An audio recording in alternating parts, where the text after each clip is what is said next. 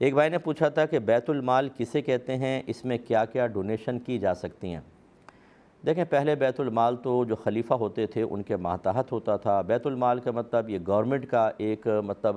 سمجھ لے ادارہ ہے کہ جس میں جتنی بھی زکوٰۃ کلیکٹ ہوتی تھی اور مزید چندہ فنڈ وغیرہ کوئی ویسے ہی آ کر دینا چاہتا تھا، وہ وہاں جمع ہوتا تھا اور پھر ان میں بیواؤں کی، یتیموں کی مدد کرتے تھے، مجاہدین کی امداد ہوتی تھی، اس طریقے سے معاملہ ہوتا تھا۔ اب ہمارے ہاں بیت المال کا سسٹم تو نہیں ہے، چونکہ پڑوسی ملک سے ہے، ہو سکتا ہے وہاں پر بیت المال کے نام سے اس طرح کیا جاتا ہو، تو اس میں پھر ہر قسم کا ڈونیشن بالکل آپ دے سکتے ہیں اگر غرباء کی امداد کے لیے قائم ہوا ہے، لیکن یہ بتا کر دینا ہوگا کہ یہ زکوٰۃ ہے، یہ صدقات ہیں، یہ کفارات ہیں، یہ نفلی صدقہ ہے، اور بیت المال کی جو انتظامیہ ہے اسے چاہیے کہ اس پیسے کو اسی شرعی تقاضے کے مطابق خرچ کرے جو اس قسم کے مالوں کے ساتھ وابستہ ہوتا ہے۔ مثال کے طور پہ اگر فدیہ ہے یا زکوٰۃ ہے یا فطرہ وغیرہ ہے تو اس میں شرعی فقیر کو مالک بنانا شرط ہے، اور نفلی صدقہ ہو تو مالک بنانا شرط نہیں ہوتا ہے، لہذا نفلی صدقات تو مطلب ایسی جگہ بھی استعمال ہو سکتے ہیں جہاں کسی کو مالک بنانا لازم نہ آئے،